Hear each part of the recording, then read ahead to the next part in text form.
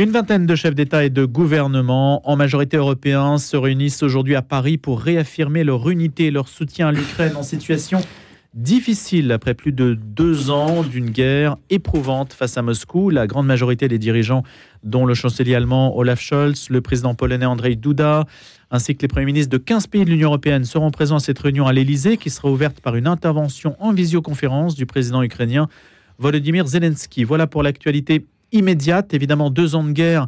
Aujourd'hui, ça laisse beaucoup de traces dans les opinions occidentales qui ont été sensibilisées par l'invasion de l'Ukraine par la Russie, avec une mobilisation. On se souvient des premiers mois et de l'arrivée des réfugiés, de la manière dont les choses se sont organisées, y compris d'ailleurs aussi sur notre antenne. On fait le point avec Jean-François Colosimo, essayiste, historien des religions, écrivain, président des éditions du CERF. Bonjour Jean-François Colosimo. Bonjour Louis. Et vous avez écrit sur l'Ukraine, la crucifixion de l'Ukraine aux éditions Albin Michel. On en avait parlé lorsque votre essai était sorti. Dans quel état d'esprit êtes-vous 2 ans après ? Eh bien, nous sommes d'abord, nous sommes toujours et pour toujours du côté des Ukrainiens, victimes d'une agression criminelle, incompréhensible, apocalyptique. Évidemment, ces Ukrainiens qui sont montrés d'un courage tel qu'ils ont en quelque sorte forcé l'Europe et les États-Unis à intervenir à leur côté, ces Ukrainiens dont on donnait pas cher au départ, n'est-ce pas ? Dont Poutine même pensait qu'il lui suffirait d'une opération qu'il qualifiait de spéciale pour arriver à Kiev, tuer le président Zelensky, le remplacer par un président fantoche et régenter une Ukraine qui lui était acquise. Bien, tout ça a été démenti en raison de ce courage de tout un peuple. Certaines personnes se demandaient si l'Ukraine existait vraiment avant la guerre, mais oui, elle existe. La preuve, c'est dans les flots de sang et les torrents de larmes que cette nation s'est montrée plus sûre d'elle-même, plus solidaire, plus forte que jamais, vraiment, avec des Ukrainiens, des Ukrainiennes, aux confessions religieuses diverses, aux enracinements régionaux divers, mais qui ont vraiment véritablement voulu faire nation. C'est d'ailleurs quelque chose de spectaculaire que l'on voit qu'on est encore à l'âge du retour des empires, mais aussi à l'âge, je dirais, de l'affirmation des nations. Ce courage nous a fait nous mettre de leur côté. Alors, comment est-ce que nous sommes mis de leur côté ? Bien, oui, dans la décision, non dans la réalisation. Nous avons découvert d'un coup que nous autres, les Européens, les Français, nous étions désarmés, en fait, que nous étions faibles, relativement impuissants. Quasiment hors de l'histoire, non ? Oui, la tentation européenne, c'était véritablement la paix entre ces pays riches, une espèce d'île, je dirais, montrant au monde le chemin de la pacification universelle, de la réconciliation universelle. Enfin, pendant que l'Europe entretenait son mythe et son utopie, évidemment, aux 4 coins du monde montait une violence, un retour de la barbarie, de l'affirmation de la barbarie en politique, comme on n'avait pas vu, en fait, depuis les totalitarismes, il faut le dire. Donc, l'Amérique, on a découvert aussi qu'elle était dans une crise profonde, que les Américains se posaient des questions sur leur identité, n'est-ce pas ? Comme il n'aurait été pas arrivé jusque-là, qu'ils étaient divisés véritablement. Alors, ces divisions, électoralement, elles se recoupent entre démocrates et républicains, entre trumpistes et aujourd'hui bidenistes, mais elles portent véritablement sur l'identité de l'Amérique. Et donc, on a vu que nous étions, en fait, isolés aussi, parce que cette Russie de Poutine, qui est un État aujourd'hui paratotalitaire, où on tue les opposants, où on enferme les contestataires, eh bien, elle a pour allié d'autres pays qui sont aussi plus ou moins totalitaires, mais qui sont tous autoritaires. La Turquie de Recep Tayyip Erdogan, qui lui aussi en a improvisé pour faire la guerre, pour transformer le Haut-Karabakh des Arméniens en un immense camp contractionnaire. La Chine de Taïwan, la Chine de Xi Jinping, qui évidemment réclame Taïwan. L'Iran d'Ali Khamenei, le successeur de l'imam Khomeini, qui est toujours là. Et puis aussi l'Inde, malgré tout, de Narendra Modi, où Modi, à la tête de son parti hyper identitaire, veut réhindouiser les Indiens, comme les islamistes veulent réislamiser les musulmans. Et on a vu que ce club des 5, en quelque sorte, a formé, en fait, un consortium anti-occidental et qu'il profitait des erreurs gravissimes, souvent de l'Amérique, pour dénoncer un Occident menteur, un Occident hypocrite, un Occident prédateur, que nous étions mis dans le lot, mais que nous, l'Europe, nous étions le ventre mou dans cette coalition supposée qui n'est peut-être pas aussi forte qu'on le pense, en tout cas d'un point de vue culturel et religieux. Et donc, nous avons vu tous ces désordres s'ouvrir, nous avons vu ce Sud, où, à bas bruit, en tout cas, si on n'aime pas Poutine, si on garde un mauvais souvenir de l'Union soviétique, si on ne veut pas de tel système, eh bien, on a repris cette contestation du Nord, cette contestation de l'Occident, entre grands guillemets. Et donc, voilà où nous en sommes. Et les Ukrainiens, eh bien, oui, après 2 ans de guerre, ils ont donné, beaucoup de sang a été versé, beaucoup de sacrifices ont été faits. On tombe sur cette... On sait combien de victimes il y a de part et d'autre? On pense qu'il y a 300 000 soldats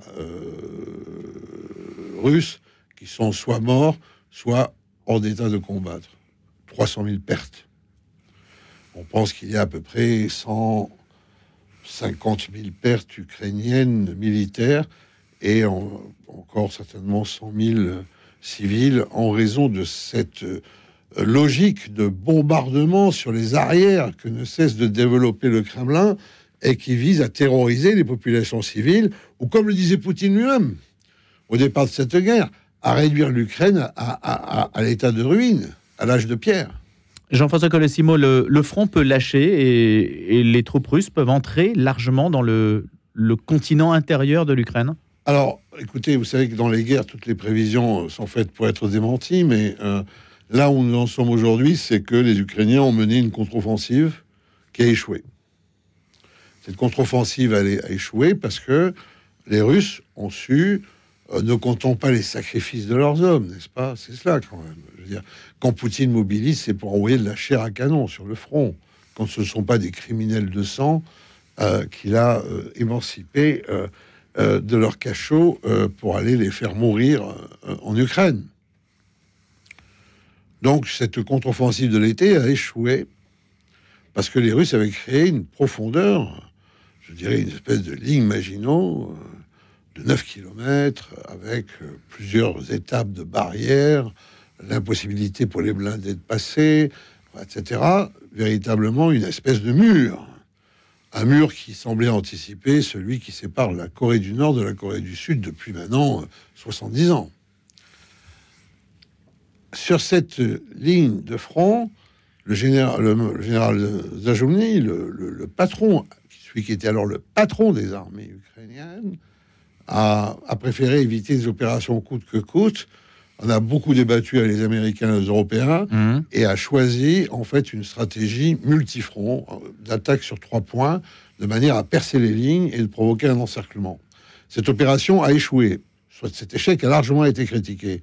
Mais Zajumny est très, je dirais, aimé de ses troupes et il est devenu un sérieux rival politique pour le président Zelensky, qu'il a finalement démis de ses fonctions, particulièrement parce qu'il y avait tout ce débat aussi avec les alliés sur la bonne stratégie à suivre, et parce que les gens de Zajumny avaient commencé à faire des enquêtes de sondage pour savoir quel était son destin ou non politique. Donc la politique s'en est mêlée même. Bien sûr, parce que pendant la guerre, la vie continue, bien entendu. Cet échec a été terrible, et entre-temps, en fait, l'effort des Européens s'est essoufflé pour une raison d'improductivité de fabrication d'armes. C'est assez simple.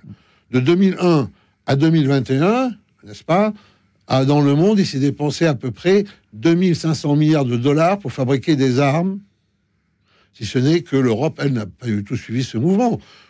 Tout le club des méchants, les Russes, les Chinois, les Iraniens, les Turcs, les Indiens, étaient à la manœuvre, les Américains aussi, et pendant ce temps, l'Europe, elle, avait le regard tourné ailleurs. Donc, aujourd'hui, les Ukrainiens sont dans une situation assez simple. Le rapport des munitions est de 1 à 3, c'est-à-dire que lorsque l'Ukraine peut lâcher une bombe ou un missile, ou un drone, la Russie peut en lâcher 3. Le rapport numérique, il est le même que celui du départ. Il y a là aussi un rapport de 1 à 3. La population russe est 3 fois plus grande que la population ukrainienne. Il y a aussi des capacités politiques qui sont très différentes. L'Ukraine reste démocratique, la Russie ne l'est pas du tout. Et lorsque Poutine va être réélu, il va être réélu, c'est évident, n'est-ce pas? L'élection n'est faite que pour ça. Ce n'est même pas un enjeu. Les seuls problèmes, c'est le taux de participation et le score. avec cet attachement qu'ont les tyrans, finalement, au col-fiché démocratique. Ils détestent la démocratie, mais ils en aiment les ornements, n'est-ce pas? Dès qu'il va être réélu président, il va lancer une nouvelle mobilisation pour l'été. Zelensky devra lui aussi remobiliser. Mais il y a eu tellement de morts. On a enterré tellement de gens. Les hôpitaux débordent tellement d'unijambistes, de gens dans des situations physiques atroces. Les jeunes... On n'a jamais vu Jean-François Colosimo, à mon avis, hein, mais encore faudrait-il peut-être vérifier, mais je crois que c'est une certitude, une nation plus nombreuse l'emporter sur une nation moins nombreuse, avec un bassin de population quand même extrêmement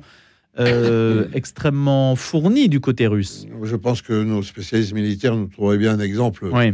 Un contre-exemple, mais la vérité, c'est que le rapport numérique dans une guerre conventionnelle de position, telle qu'on l'a, où d'ailleurs il n'y a pas de combat aérien, puisque l'Ukraine reste privée d'une aviation militaire, et la réclame. Vous le déplorez, ça? Bien sûr. Alors, vous avez dit, donc, la phrase clé... C'est là où on en est. 2024 va être une année terrible pour l'Ukraine, et en fait, il faut déjà penser 2025. Voilà. C'est dans ce cadre-là qu'intervient la réunion de ce matin à Paris, à l'initiative de la France, puisqu'elle se tient à Paris. Et je pense qu'on voit là que d'abord, les Européens ont bien compris qu'ils pouvaient être lâchés par l'Amérique, qu'il fallait affronter l'adversaire. Donc tout ça, ce sont des points qui apparaissent... Sachant que Donald Trump progresse encore aux États-Unis, hein, dans les primaires. Voilà. Bah, là encore, on ne peut pas dire que la bataille, comme le disait là aussi, il n'y a pas d'enjeu, c'est un faux événement. La leçon d'Aristote sur les futurs contingents, on ne peut pas dire que la bataille de Salamine sera gagnée demain parce qu'on est aujourd'hui. Mais évidemment qu'il progresse, et évidemment que... Donc il faut anticiper ça. Bien sûr, parce que c'est quoi l'élection de Trump? Trump élu, dans les 48 heures, appelle Poutine, lui dit « Que veux-tu ?» On tranche. Et puis il appelle Zelensky, il a dit « Voilà, j'ai un deal avec Poutine, tu l'acceptes, ou si tu le refuses, je m'en vais. » Or, que fait Poutine en ce moment? Il veut avancer pour gagner de nouveaux territoires qu'il pourra lâcher lors d'une négociation en gardant ses véritables acquis actuels, qui sont le Donbass, la bordure de la mer Noire et la Crimée, bien sûr. Donc, c'est ce vers quoi on va. Donc, nous devons... Mais ça veut dire que Vladimir Poutine pourrait se satisfaire de ne pas reprendre l'intégralité du territoire ukrainien. L'intégralité, il a dû y renoncer parce qu'il n'a pas les moyens. Vous voyez, quand on dit demain il va attaquer la Pologne, qui a aujourd'hui une armée très construite, ou les pays baltes, n'est-ce pas, etc. Mais enfin, je veux dire, il n'a pas été capable d'arriver jusqu'à Kiev. C'est ça aussi une des leçons de cette guerre. C'est cette désastreuse armée russe qui avait pu vaincre en Syrie, parce que les combats étaient surtout aériens, et puis qu'en face, il n'y avait pas de véritable armée constituée. Mais cette armée, elle est un peu désastreuse. Peut-être que si demain, l'armée chinoise se met en branle pour conquérir Taïwan, on verra aussi un tel désastre. Ce sont des armées qui, en fait, combattent réellement des armées réformées, qui combattent véritablement pour la première fois. Alors, maintenant, malgré tout, pourquoi est-ce que je dis tout ça? Ça a l'air très négatif, ça a l'air très sombre. Mais non, tout ça, ce sont des raisons de nous mobiliser encore plus pour l'Ukraine. Parce que cette guerre, c'est notre guerre. Pourquoi? Parce que c'est la réapparition de la barbarie, comme politique ouverte, affirmée, délibérée, la barbarie, le massacre, le charnier, la déportation des enfants, la mise à mort des vieillards. N'est-ce pas? C'est la réaffirmation de la barbarie au cœur de notre continent. Mais cette réaffirmation de la barbarie, elle a commencé avec l'attaque sur le Haut-Karabakh d'Erdogan. Eh ben, elle s'est continuée un certain 7 octobre 2023 avec le pogrom rappelant la Shoah du Hamas contre les Israéliens. Ce retour de la barbarie est global. Si nous ne l'affrontons pas aujourd'hui, nous succomberons demain. Donc il ne concerne pas en fait que l'opposition entre l'Ukraine et la Russie. Il y a globalement un esprit, ce retour de la barbarie, il concerne plusieurs cultures, plusieurs zones dans le monde. C'est un basculement de l'ordre du monde dans le chaos auquel nous assistons aujourd'hui. Nous avons eu plusieurs périodes. L'essor de l'Europe, l'occidentalisation du monde.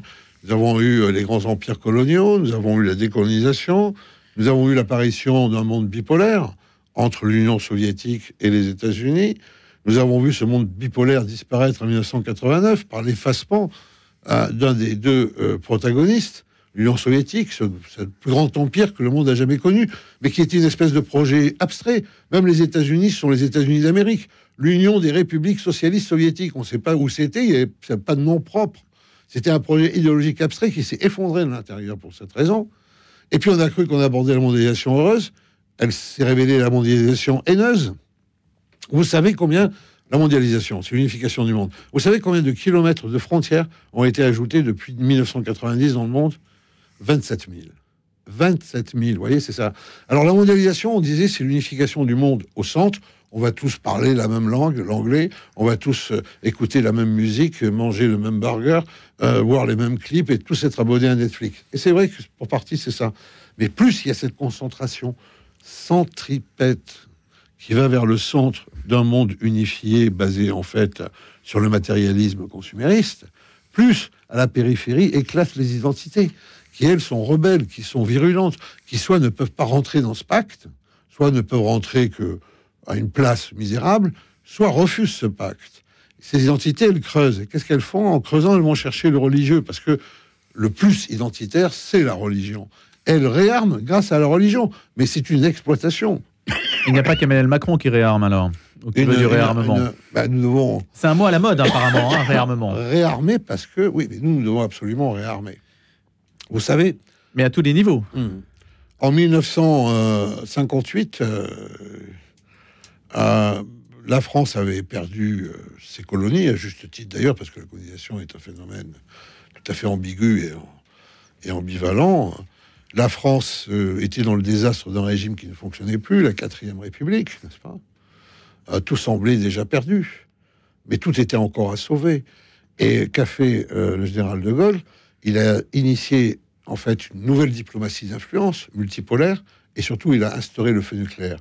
Aujourd'hui, depuis le départ du Royaume-Uni, nous sommes la seule puissance nucléaire du vieux continent. Et ça c'est un atout fondamental. Maintenant, on a fait comme tout le monde. Après la chute du mur de Berlin, on a pensé que l'âge de la dissuasion était dépassé, et que il fallait avoir une armée légère qui allait faire des interventions, je dirais, de police quasiment, de sécurité au Proche-Orient, en Afrique de l'Ouest, enfin, etc. Mais le monde dans lequel nous nous réveillons, c'est celui des guerres conventionnelles. D'ailleurs, c'est ce que dit le pape François. La planète est plongée, en fait, dans un état de guerre, il dit, en miettes, fragmenté. On peut le dire autrement. La guerre d'Ukraine, c'est pas la 3e guerre mondiale qui pointe. C'est la première guerre mondialisée avec des impacts économiques, financiers, des liens sur l'ensemble de la planète, une espèce de jeu de domino. Quand vous en effleurez un, il y en a 10 qui tombent derrière. C'est en cela qu'on retrouve un petit peu la guerre froide, tous ces conflits quand même par personnes interposées aussi. On a l'impression que les Ukrainiens sont... Enfin, c'est pas une impression, ils sont en première ligne. Comme vous avez dit, oui pour la décision, non pour la réalisation. Il y a quand même une forme d'hypocrisie, non? Pas une forme d'hypocrisie. Ou d'impuissance. Alors d'abord, je voudrais à votre antenne corriger quelque chose qui est largement répandu dans la presse, qui est une espèce de classement qui a été fait à l'initiative des Allemands et où nous apparaîtrons comme des petits donateurs dans cette guerre. La vérité, c'est que les Allemands comptent leurs promesses et nous comptons ce que nous avons effectivement donné. N'est-ce pas? Et ça change beaucoup? Ça change beaucoup, et là-dessus, il se révèle que l'effort de la France est vraiment significatif. Il faut le savoir. Alors, il est significatif quantitativement, mais il est significatif qualitativement aussi. Lorsqu'on donne des canons Caesar, César, qui sont des canons de haute précision, sur le front, ça a changé la donne pour les Ukrainiens, n'est-ce pas? Donc, arrêtons de penser que nous sommes des faibles, petits, impuissants, marginaux. Tout ça n'est pas vrai. Deuxièmement, cette guerre, évidemment, c'est une guerre de révélation spectaculaire pour des tas de gens. Il y a des gens qui pensaient que Poutine était véritablement ce qu'il disait être. Un défenseur de la foi chrétienne de l'Occident, un défenseur de la foi chrétienne de l'Occident, un défenseur de la famille, etc. Enfin, la Russie, c'est un désastre religieux, moral, social, terrible, encouragé par ce régime, qui est un régime criminel, un régime mafieux et un régime terroriste. Donc là aussi, je veux dire, assez de poutinolâtrie imbécile ou intéressée. Il y a des gens qui simplement sont fascinés, d'autres, il faut le dire, qui sont payés pour ça. Et Parce qu'il y a une guerre aussi de l'opinion à travers le cyberespace.